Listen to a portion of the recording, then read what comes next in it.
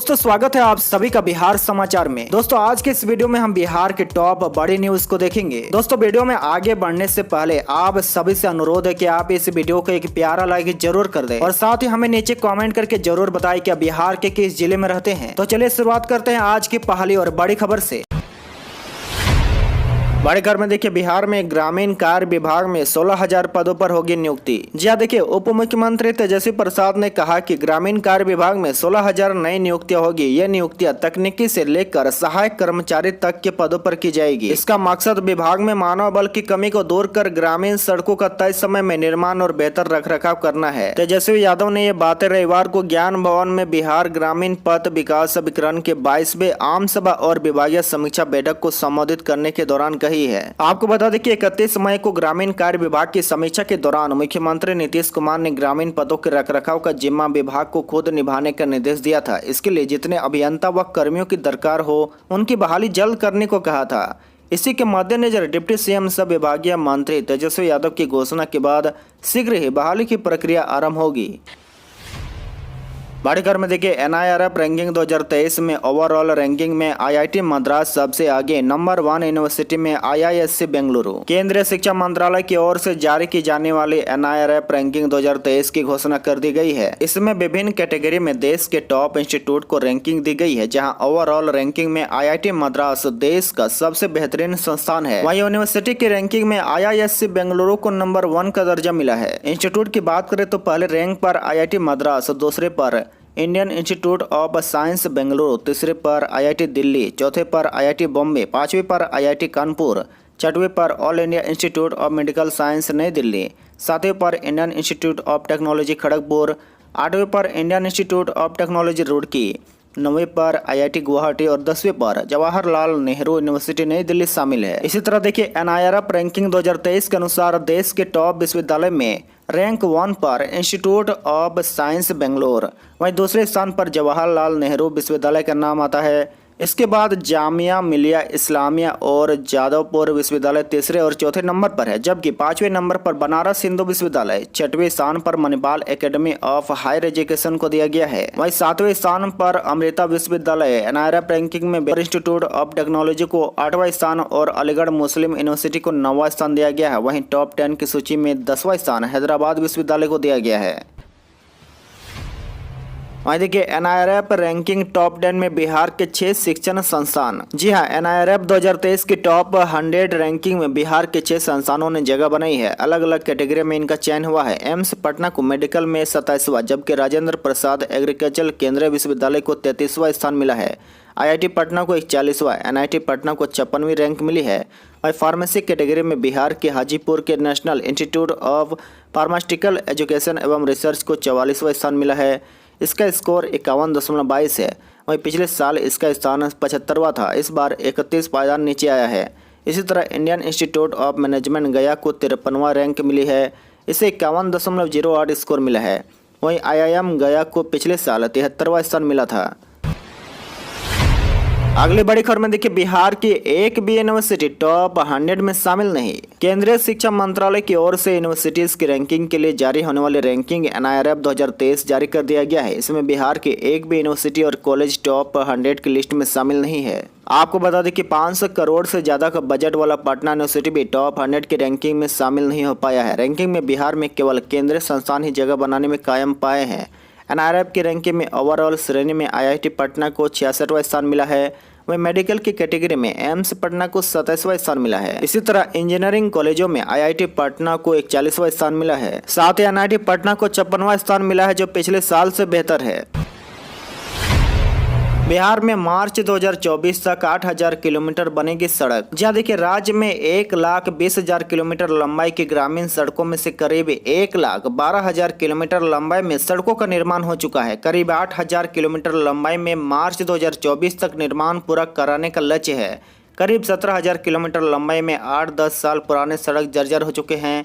इसे 2024 तक बेहतर बनाने की योजना है। वहाँ देखिए ग्रामीण कार्य मंत्री श्री यादव ने विभागीय अभियंताओं के लिए सौगात की भी घोषणा कर दी है। कहा कि सहायक अभियंता समेत सभी इंजीनियरों के लिए वाहन की सुविधा दी जाएगी। इसके तहत 534 बोलेरो, 138 स्कॉर्पियो व 6 इनोवा मुहैया कराई जाएगी। निजी भवनों में चल रहे विभाग के क्षेत्रीय कार्यालयों के लिए सरकारी भवन बनेगा। पंचायत सरकार भवनों में कनीय अभियंताओं की बैठने की भी व्यवस्था की जाएगी।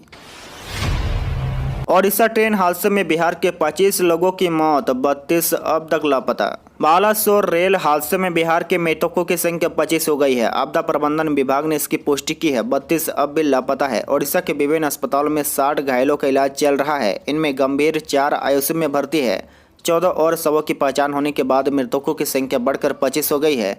इनमें सबसे ज़्यादा मधुबनी के 7, पूर्णिया के 2, मुजफ्फरपुर के 4, नवादा के 2, पश्चिम चंपारण के 2, दरभंगा के 2, भागलपुर के 3 एवं पूर्वी चंपारण के 3 मृतक है।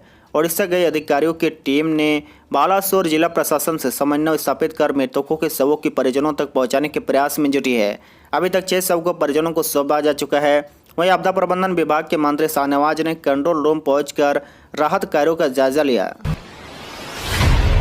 सीएम नीतीश ने भवन निर्माण विभाग के 189 योजनाओं का किया शिलान्यास एवं उद्घाटन। 2530 करोड़ रुपए आएगी लागत। मुख्यमंत्री नीतीश कुमार ने वीडियो कॉन्फ्रेंसिंग के माध्यम से एक अन्य मार्ग स्थित संकल्प से भवन निर्माण एवं बिहार राज्य भवन निर्माण निगम द्वारा क्रियान्वयन 2530 करोड़ रुपए लागत की 189 योजनाओं का उद्घाटन एवं शिलान्यास किया। इसी के साथ मुख्यमंत्री नीतीश कुमार ने निर्देश दिया कि राजगीर में अंतर्राष्ट्रीय खेल अकादमी सह क्रिकेट स्टेडियम का निर्माण तेजी से पूर्ण करे। इसी तरह पटना में APJ Abdul Kalam science city का काम भी अभी पूरा नहीं हुआ, इसका निर्माण जल्द पूरा करे। बापू टावर भी पटना में बन रहा है। हम चाहते हैं कि बापू टावर तेजी से बनाया जाए। मुख्यमंत्री ने कहा कि आज की केंद्र सरकार पुरानी चीजों को खत्म करने में जुटी है। हम लोग चाहते हैं कि पुरानी चीजें संरक्षित रखे। इस अवसर पर आयोजित कार्यक्रम को संबोधित करते हुए मुख्यमंत्री ने कहा कि भवन निर्माण विभाग एवं बिहार राज्य भवन निर्माण निगम को बधाई देते हैं कि उन्होंने आज कई योजनाओं का उद्घाटन एवं शिलान्यास कराया है।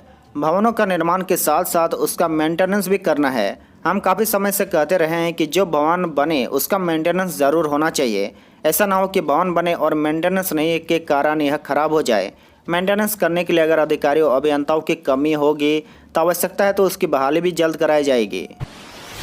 बिहार में गर्मी से हाल बेहाल, मौसम विभाग ने लू को लेकर जारी किया अलर्ट। आईएमडी पटना के पूर्वानुमान के मुताबिक बिहार में अगले 24 घंटे पछुआ की चपेट में रह सकता है। गर्म पछुआ की वजह से लू चलने के आसार है। विशेष रूप से अररिया, सुपौल, खगड़िया, शेखपुरा, भागलपुर और बांका के कुछ स्थानों पर भीषण तो कुछ स्थानों पर सामान्य लू चलने का पूर्वानुमान है। आईएमडी की आधिकारिक जानकारी के मुताबिक पिछले 24 घंटे में पूर्णिया, खगड़िया और सबौर में भीषण लू चली। वहीं मोतिहारी, बांका, भागलपुर, शेखपुरा, बेगूसराय व सुपौल में सामान्य लू चली। इन स्थानों पर उच्चतम तापमान सामान्य से 4.8 डिग्री से लेकर 7.6 डिग्री सेल्सियस से अधिक तक दर्ज किया गया। बिहार में सर्वाधिक उच्चतम तापमान खगड़िया में 42.9 डिग्री सेल्सियस दर्ज किया गया। इसके अलावा जिरोदई, पटना, जमुई, औरंगाबाद, नालंदा, दरभंगा, डेहरी, वैशाली, वाल्मीकि नगर और पूसा में उच्चतम तापमान 40 डिग्री के ऊपर दर्ज किया गया है। बड़ी खबर में देखिए, बिहार को मिलेगी एक और वंदे भारत एक्सप्रेस। सोनपुर रेल मंडल में चलाने के लिए पारित किया गया प्रस्ताव। सोनपुर के रेल प्रबंधक सभागार में सोमवार को सारण के सांसद सह पूर्व केंद्रीय मंत्री राजीव प्रताप रूडी की अध्यक्षता में मंडल संसदीय समिति सोनपुर की बैठक हुई। विश्व पर्यावरण दिवस के दिन संपन्न हुई बैठक की शुरुआत प्रकृति के संरक्षण एवं संवर्धन के संदेश के साथ पौधारोपण करते हुए हुआ। सांसद रूडी ने बताया कि बैठक में वंदे भारत ट्रेन के परिचालन पर भी प्रस्ताव पारित किया गया। बैठक में अध्यक्षता करते हुए सांसद ने कहा कि सोनपुर रेल मंडल के 30 स्टेशनों का अमृत भारत योजनाओं के तहत उन्नयन किया जाएगा। इसके साथ ही मंडल क्षेत्र में पड़ने वाले कई नए आरओबी और एलएचएस का भी निर्माण की स्वीकृति प्रदान की जाएगी।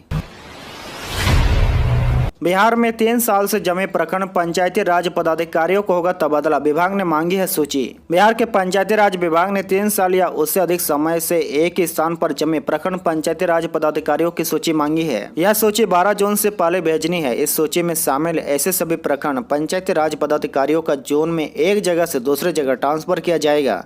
विभाग ने इसके साथ ही प्रखंड पंचायती राज पदाधिकारियों को पोस्टिंग के लिए 3 प्रमंडल के 3 जिलों के चयन का विकल्प भी दिया है।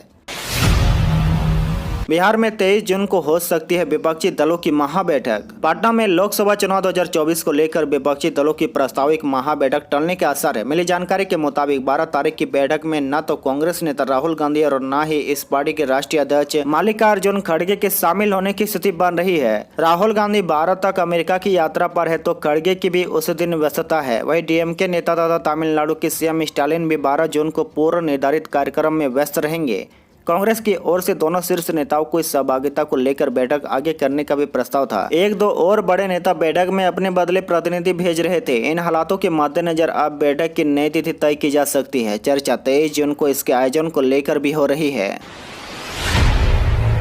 में देखिए, बिहार में अब मानसून 18 तक आएगी। मानसून की सुस्त चाल से अब बिहार में इसके आगमन में देरी होगी। अब मानसून की दस्तक 18 जून तक होने के आसार है। बिहार में आगमन की मानक तिथि 13 जून रही।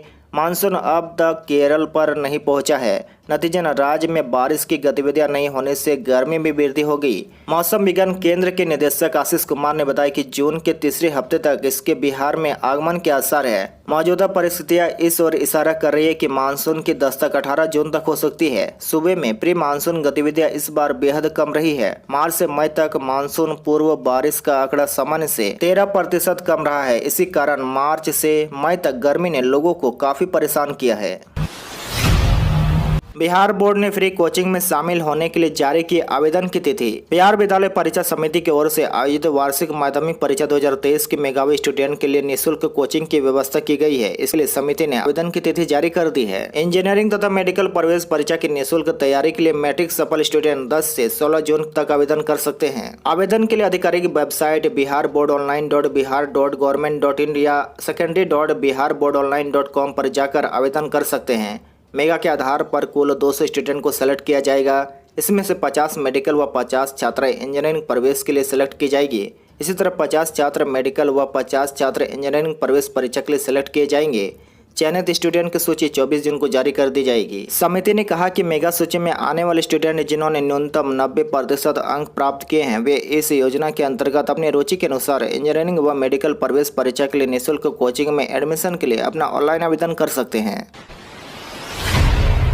बिहार के 28 जिलों में खुलेंगे ट्रैफिक थाने। 4715 पदों पर होगी नियुक्ति। बिहार के 28 जिलों में ट्रैफिक थाने खोलने के लिए बिहार पुलिस मुख्यालय ने राज्य सरकार को 4215 नए पद सृजित करने का प्रस्ताव भेजा है। वर्तमान में पटना सहित 12 जिलों में 15 ट्रैफिक थाने कार्यरत है। 28 से नए ट्रैफिक थाने खुलने से सभी 40 पुलिस जिलों में ट्रैफिक नियंत्रण को लेकर डेडिकेटेड पुलिस फोर्स की व्यवस्था पूरी हो जाएगी। बिहार पुलिस के एडीजे जेएस गंगवार ने बताया कि 28 में से 22 बड़े जिलों में 165 ट्रैफिक पुलिस कर्मियों का स्ट्रेंथ तैयार किया जाएगा।